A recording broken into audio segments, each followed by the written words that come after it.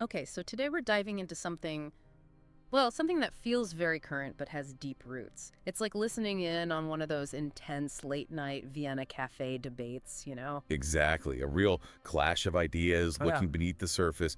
We've got, let's say, one perspective grounded in that Freudian way of thinking, focused on morality, repression, what drives us unconsciously. Any other. The other is driven more by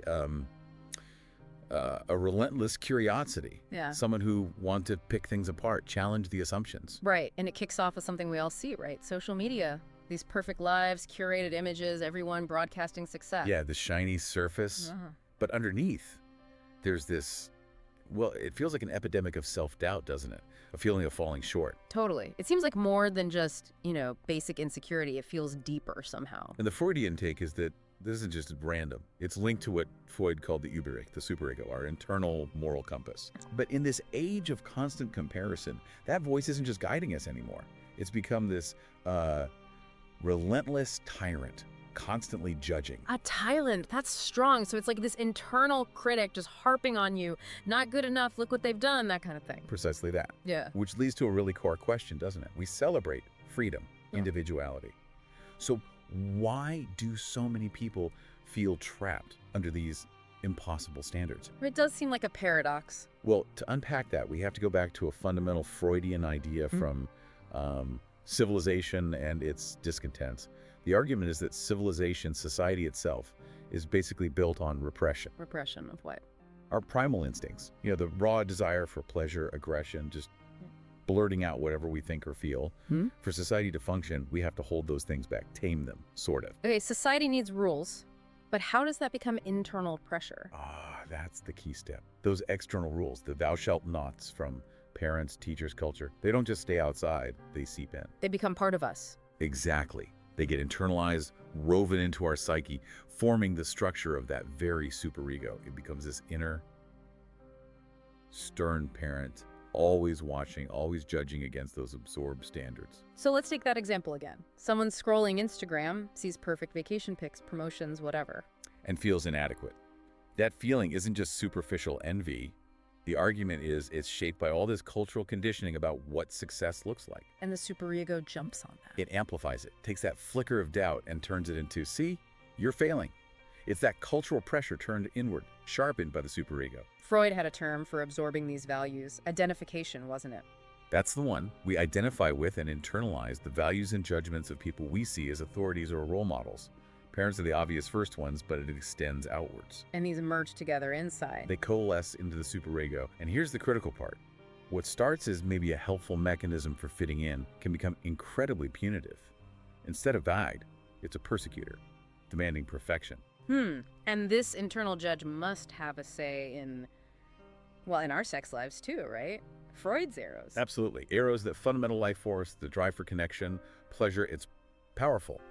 But from civilization's point of view, it can also be disruptive, a threat to order. So society tries to control it. Constantly, Right. through laws, customs, moral codes, and again, these external controls get internalized. The superego becomes the inner guardian, policing not just what we do, but what we even want or fantasize about. Which explains the guilt people might feel about desires that don't fit the norm, or not hitting certain relationship milestones. Precisely.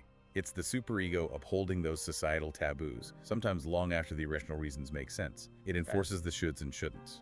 Okay, so that's Eros, but wasn't there a darker side in Freud's thinking? Something else? The natos, the death drive. The flip side of Eros, it's the impulse towards, destruction, aggression, conflict, towards unmaking And things. civilization obviously wants to suppress that. Urgently. It's chaotic, dangerous. So society finds ways to channel it, redirect it. But crucially, the superego plays a role here too. How? By turning that aggression inwards. That's the core idea. The superego takes that destructive energy that might otherwise be directed outwards and turns it back on the self. As self-criticism, self-attack. So that inner voice telling you you're a failure, an idiot, unworthy, that's Thanos turned inward by the superego. That's the proposed mechanism. It's a way civilization manages aggression by making us aggressive towards ourselves. Wow. Okay. And looking back, historically, every society must have its own flavor of this internal control, right? The church in medieval times, Victorian propriety. Absolutely. Different eras, different cultures, they embed their specific values and fears into their laws, customs, institutions, and those get reflected in the individual superego. But what makes it feel so potent now? Perhaps it's invisibility. It's argued that today's superego is sneakier. It's not just the priest or the strict headmaster. It's algorithms subtly shaping your feed, influencers setting impossible standards, corporations constantly telling you you're lacking something, and then selling you the cure. So it's less obvious, but maybe more pervasive. We think we're choosing freely, but we're actually responding to these deeply embedded prompts. That's the unsettling suggestion. Yeah. And recognizing this, seeing your inner critic not just as you're failing, but as an echo of these wider cultural forces that can be, well, both freeing and terrifying. Freeing because it's not all you, but terrifying because how do you escape something so ingrained? Can you even separate yourself from it? It leads straight back to that core tension Freud identified. Civilization offers security, order, but demands a price. Happiness, maybe? Instinctual freedom. And the superego is like the enforcer of that deal, and maybe also a victim of it, perpetuating this cycle. Both enforcer and product, yes. Yeah. Caught in this loop of control and the inevitable pushback against it. So this first part really leaves you wondering, who's actually running the show inside your head? Is it really you? Or is it this chorus of internalized expectations? And the deeper question, if you silenced that voice, that superego, who would you even be? Would you recognize yourself? Yeah, that's quite a thought. Picking up that thread then, this idea that civilization is built on sacrifice. Right. The progress we make, the societies we build, it seems to come at the cost of some personal freedom. And that act of suppression, of holding back, gets baked into us as the superego. You mentioned the Victorians before with sexual repression. That feels like a clear example. A very stark one, yes. How natural desires were twisted into shame, anxiety. And you could argue we see echoes today, maybe less overt, but think about the narrow boxes social media often puts acceptable relationships or sexuality into. And back to Thanatos, that destructive impulse. You said civilization channels it. It tries to. Externally, you could point to things like organized warfare, maybe even intense competitive sports, ways to let that energy out in a somewhat controlled manner. But internally, that's where the self-criticism comes back in. Exactly. The superego directs it inward. And maybe something like modern burnout is a manifestation of that, this relentless internal pressure to produce, achieve, driven by the superego, essentially turning that aggression onto our own well-being. That resonates. It feels like that constant drive can be quite destructive, yeah. What about sublimation? Wasn't that Freud's idea for channeling these things positively? Ah, yes, sublimation. The idea that we can redirect these repressed instincts, eros or thanatos, into socially valuable activities. Art, science, music, building things. That sounds better. Healthier. On the surface, yes. It fuels creativity, innovation, society benefits hugely. But there's often a catch. Even in sublimation, there can be this lingering sense of incompleteness, a feeling that the original impulse hasn't been truly satisfied, just redirected. Like the stereotype of the tortured artist. Brilliant, driven, but deeply unhappy. That archetype captures it perfectly. Someone pouring energy into their work, possibly driven by intense superego demands or unresolved inner conflicts, achieving great things, but still feeling off, still wrestling with those fundamental drives. And this isn't just individual, right? Societies do this collectively. Oh, definitely. Think about how religion, philosophy, great artistic movements, they all grapple with these tensions between desire and destruction, order and chaos, eros and thanatos. They offer frameworks for managing them. Okay, so the superego manages these drives, often by turning them inward, and its main weapon seems to be guilt. Guilt is absolutely central. It's the emotional sting the superego uses to enforce the rules, the moral code.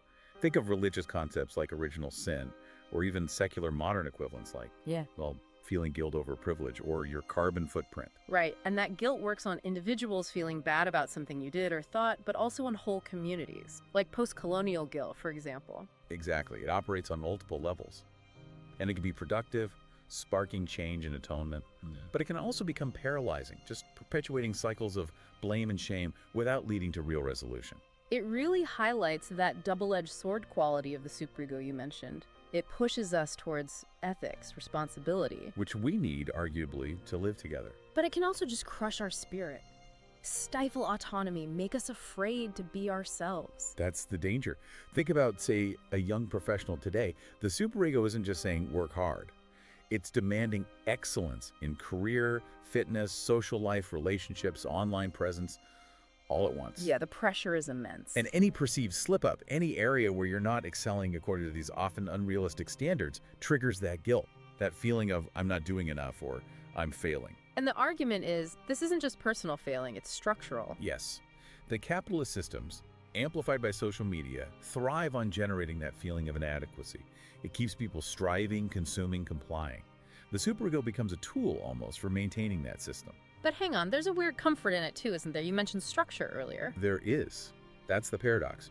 While the superego can be harsh, it also provides, well, a script, rules to follow. It tells you who you should be.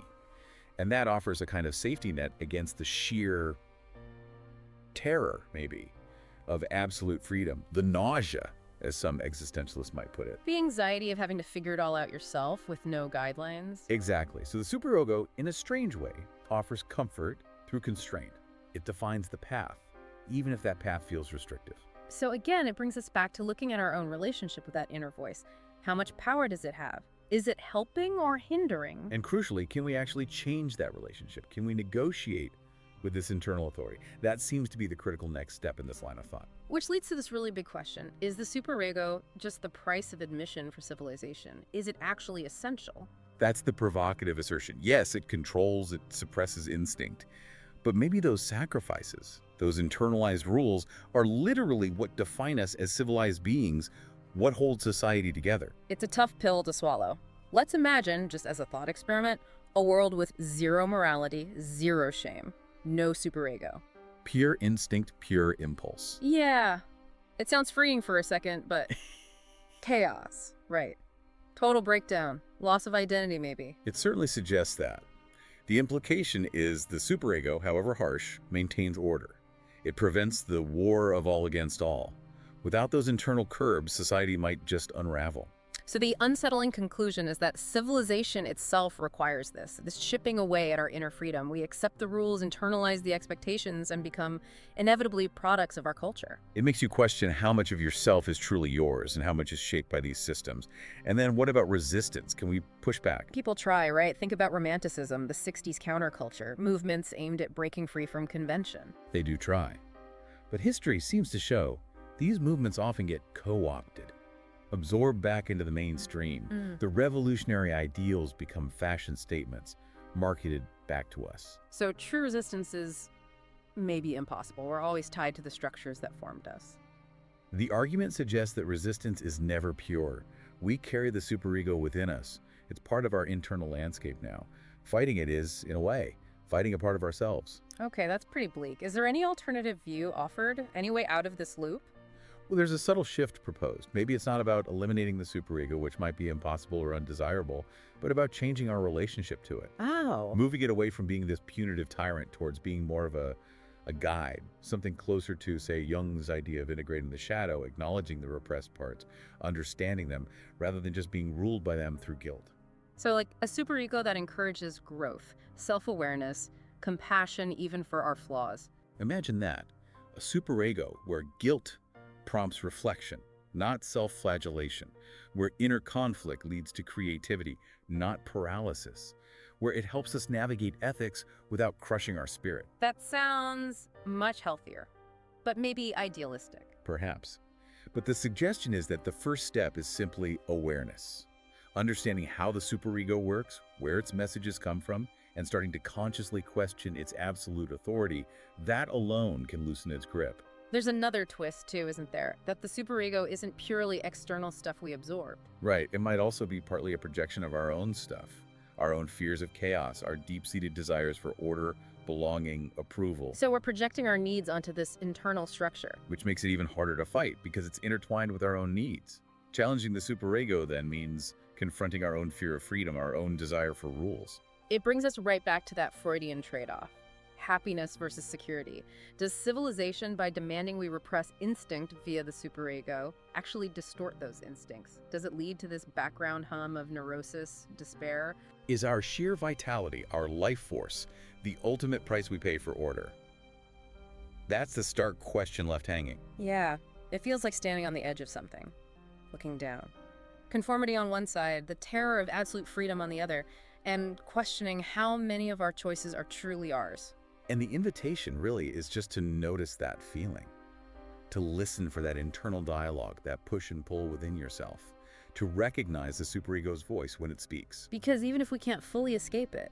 Awareness changes things. Yeah. Simply seeing the mechanism makes it less automatic, less omnipotent. It allows you to pause, to question, maybe even to start redefining its purpose for yourself. But so the final thought isn't about breaking free entirely, maybe. Perhaps not. Maybe freedom isn't the absence of all constraints. Maybe it's the awareness of them. It's about consciously navigating this complex web of civilization, society, and your own internal landscape. Finding that balance between the external demands and, well, whatever feels like your authentic self underneath it all. A continuous practice, maybe? Constantly questioning that inner voice, checking in with your own instincts, trying to live deliberately within these structures. Which leaves us, and you listening, with that lingering question. Given these deep structures, both societal and internal, what does our freedom truly amount to? How free can we really be? A question to sit with, definitely. There aren't easy answers there.